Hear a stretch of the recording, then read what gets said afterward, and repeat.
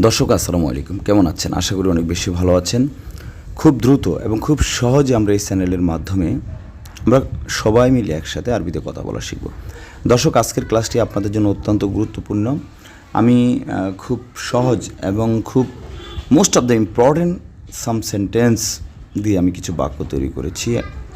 I have make the same sentence. আর যদি ভালো লাগে অবশ্যই সাবস্ক্রাইব করে আমার সাথে থাকবেন। ভিডিওর নিচে সাবস্ক্রাইব একটি অপশন আছে, এখানে ক্লিক করে রাখবেন। যদি সাবস্ক্রাইব না করেন তাহলে আপনি আমার গুরুত্বপূর্ণ ভিডিও সবার আগে পাবেন না। এবং আমি আপনাদের জন্য একটি ফুল কোর্স তৈরি করে রেখেছি, আপনারা যদি নিতে চান সো আমার সাথে যোগাযোগ করবেন, আমি আপনাদেরকে বুঝিয়ে দেবো ইনশাআল্লাহ। দর্শক, এখানে সর্বপ্রথম যেই বাক্যটি আমি লিখেছি যেমন হচ্ছে মা সালাম, সালামের সাথে বিদায়। অ্যারাবিয়ানরা কিন্তু এরকম বলে থাকে, বাট আমার কাছে এটা কেমন যে মনে হয়। আমি সালামের সাথে আপনার কাছ থেকে বিদায় নিব, আমি সুন্দর করে সালাম দিব, আসসালামু আলাইকুম, আমি কি আসতে পারি, আমি এখন যেতে পারি, আমি যাচ্ছি। যাই হোক, যেখানে যেটা সেটা বলতে হবে। তো এটা আপনি কথা শেষ আপনি বলবেন যে মা সালাম, মা সালাম, সালামের সাথে বিদায়।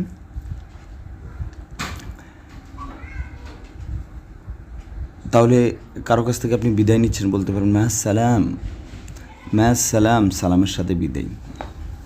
এরপর মাই ইসমুকা, তোমার নাম কি, মাই ইসমুকা, তোমার নাম কি।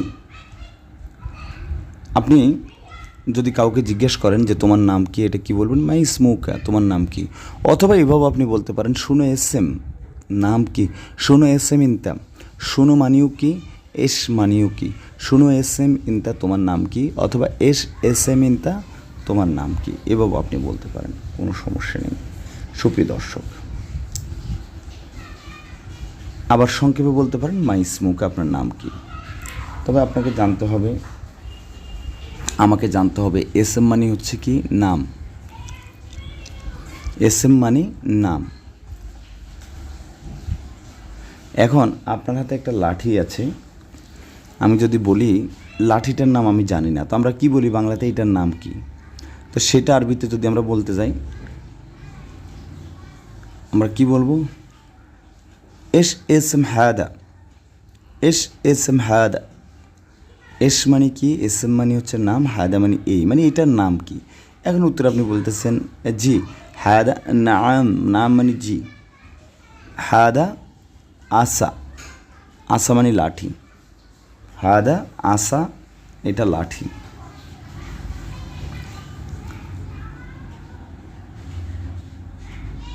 নাম্বার 3 আমি কি লিখেছি, নাম্বার 3 আমি লিখেছি আনা মুকাইব ফান্নি, আনা মুকাইব। এখন আমি যদি এখানে বলি হুয়া মুকাইব পান্নি, হবে না। কুল্লু নফর মুকাইব পান্নি, হবে না। কুল্লু মানে সব। আমি এখানে লিখেছি আনা মুকাইব ফান্নি, মানে আমি এসি টেকনিশিয়ান, আমি এসি টেকনিশিয়ান।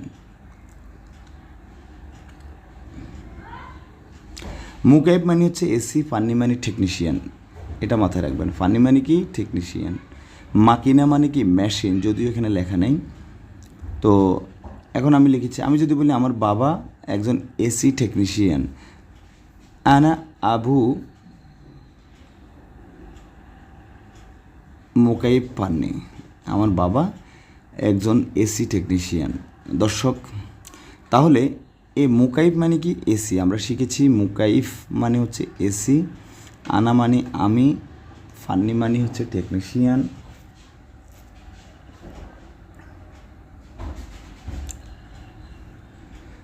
এরপর লিখেছি আনা ইজি মিন নোয়াখালী, আমি নোয়াখালী থেকে এসেছি। মিন মানে হইতে বা থেকে, আনা ইজি, আমি এসেছি, আনা ইজি মিন নোয়াখালী, আমি নোয়াখালী থেকে এসেছি। আনা ইজি, আমি এসেছি, মিন নোয়াখালী, আমি নোয়াখালী থেকে এসেছি। আনা ইজি মিন নোয়াখালী, আমি নোয়াখালী থেকে এসেছি। এরপর লিখেছি কাম রগম ইনতা গুরফা, তোমার রুমের নাম্বার কত। কাম রগম ইনতা গুরফা, গুরফা মানে রুম, ইনতা মানে তুমি, রগম মানে নাম্বার। তাহলে কাম রগম কী হবে, কাম রগম, কাম মানে কত, রগম মানে হচ্ছে নাম্বার, কাম রগম নাম্বার কত ইন্তা গুরফা, কাম রগম ইন্তা গুরফা তোমার নাম্বার কত। তাহলে আমরা এই বাক্য শিখেছি কাম, কাম মানে কত, কাম অত্যন্ত গুরুত্বপূর্ণ একটি শব্দ, রগম মানে নাম্বার, ইন্তা মানে তুমি, গুরফা মানে রুম, কাম রগম ইন্তা গুরফা।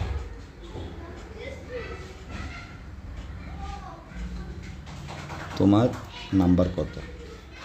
এখন আমি যদি বলি কাম নপর লাজে মিন্তা তোমার কতজন লোক লাগবে।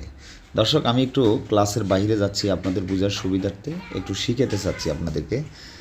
এই কাম শব্দটি দৈনন্দিন জীবনে খুব বেশি বহুল পরিচিত এবং খুব বেশি ব্যবহার হয়ে থাকে। যেমন হচ্ছে দেখেন, কত টাকা দিতে হবে, কতজন লোক ওইখানে আছে, তুমি কোথায় যেতে চাচ্ছ, তোমার নাম কি, তুমি কতদিন এখানে আছো, কতজন লোক তোমার লাগবে, কতগুলো গাড়ি এখানে আছে। আমরা কিন্তু এরকম ইন ডেলি লাইফে বলে থাকি, তাই না? তো এইভাবে আমরা সেক্ষেত্রে কত কত বা কয়জন বা কয়টা এরকম যদি আমাদের কানে আসে বা যদি বলার প্রয়োজন হয়, তাহলে আমরা কাম শব্দটি ব্যবহার করব। তাহলে আর রগম মানে হচ্ছে নাম্বার। দেখেন, এই রগম দিয়ে আমি অনেক বাক্য তৈরি করতে পারি। যেমন হচ্ছে রুম নাম্বার কত। আপনি একটি কাপড় ক্রয় করতেছেন, সেক্ষেত্রে আপনি বলতে পারেন কত নাম্বার লাগবে, কাম রগম লাজেমিনতা, কাম রগম লাজেমিনতা। আবার মেগাজ মানে হচ্ছে সাইজ, মেগাজ মানে কি সাইজ। তাহলে কাম মেগাজ সাইজ কত। ইনতা মালাবিস, ইনতা মানে তুমি বা তোমার, তোমার কাপড়ের সাইজ কত। তাহলে কাম রগম ইনতা গুরফা তোমার রুমের নাম্বার কত। আর গুরফা মানে হচ্ছে রুম। এরপর যে বাক্য লিখেছি, এরপর যেটা লিখেছি তুমি কোথায় আছো, তুমি কোথায় আছো, এটা আমরা কীভাবে বলবো। ওয়াইন ইনতা মজুদ, ওয়াইন মানে কোথায়, ইনতা মানে তুমি, মজুদ মানে আছো। যেমন আমি আপনাকে কল দিয়েছি, আমি আপনাকে বলতেছি এই তুমি কোথায় আছো, এটা কীভাবে আমি বলবো, তুমি কোথায়। তাহলে তুমি একটি শব্দ, ইনতা কোথায় মানে ওয়েন, ফি মানে আছো বা আছে বা ছিল, মজুদ মানে সেম আছে, এরকম। যেমন কাম রগম ইনতা গুরফা তোমার রুমের নাম্বার কত, কাম রগম ইনতা গুরফা তোমার রুমের নাম্বার কত। তুমি কোথায় আছো, ওয়াইন ইনতা মজুদ, ওয়াইন ইনতা মজুদ। তুমি কোথায় ছিলা, ওয়াইন ইনতা মজুদ। এটাও আমরা বলতে পারি। কেউ যদি আপনার সামনে দেরিতে এসেছে, আপনি বলতে পারেন ওয়াইন ইনতা মজুদ, তুমি কোথায় ছিলা। নাজ্জেল সোয়াইয়া লাস্টের বাক্য, একটু কমান, নাজ্জেল মানে কমান।